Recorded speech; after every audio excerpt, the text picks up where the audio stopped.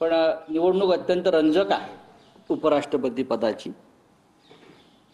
सगळ्यात आधी भारतीय जनता पक्षाचं अभिनंदन केलं पाहिजे की एरवी भारतीय जनता पक्ष मुहूर्त वगैरे काढून स्थानिक स्वराज्य संस्थांपासून लोकसभापर्यंत निवडणुका घेते हिंदुत्ववादी म्हणून. यावेळेला मुहूर्त न काढता उपराष्ट्रपती पदाची निवडणूक त्यांनी पितृपक्षात घेतली. त्याच्यामुळे एकतर भारतीय जनता पक्ष सेक्युलर झाला आणि मुहूर्त पंचांग पाहत नाही त्याने दाखवून दिलं, त्याबद्दल त्यांचं अभिनंदन. नाहीतर मुहूर्त पाहणार, पंचांग पाहणार, तिथी पाहणार हे त्यांचं सुरू असतं नेहमी.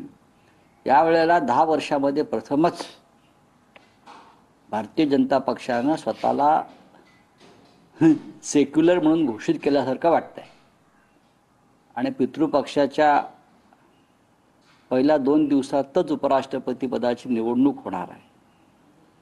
नवीन निवडून येणाऱ्या उपराष्ट्रपतींनी सावध राहायला पाहिजे, कारण आधीच्या उपराष्ट्रपतींचं काय झालंय अद्याप कळायला मार्ग नाही.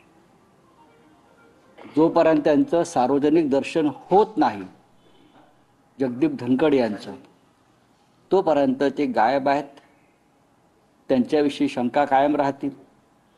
त्याच्यामुळे येणाऱ्या उपराष्ट्रपतींना आधीच्या उपराष्ट्रपतींनी काय चुका केल्या हे पाहावं लागेल. अर्थात हे होऊ द्यायचं नसेल तर खासदारांनी निर्भयपणे राष्ट्रहितासाठी न्यायमूर्ती बी सुदर्शन रेड्डी यांना मतदान करावं असं आमचं सगळ्यांचं आवाहन आहे. जगदीप धनखड यांनी थोडा कणा असल्याचं दाखवण्याचा प्रयत्न केला, तेव्हा त्यांची हकलपट्टी झाली. जवळजवळ राजीनामा वगैरे हे थोतांड आहे आणि त्यांना गायब करण्यात आलं. दुसरे राष्ट्रपती पदाचे जे उमेदवार आहेत उपराष्ट्रपती पदाचे CP राधाकृष्णन हे त्याच पठडीतले आहेत. त्याच्यामुळे देश वाचवायचा असेल, संविधान वाचवायचं असेल, स्वाभिमान टिकवायचा असेल तर समस्त विरोधी पक्षांचे उमेदवार न्यायमूर्ती बी सुदर्शन रेड्डी हे योग्य उमेदवार त्या पदासाठी आहेत.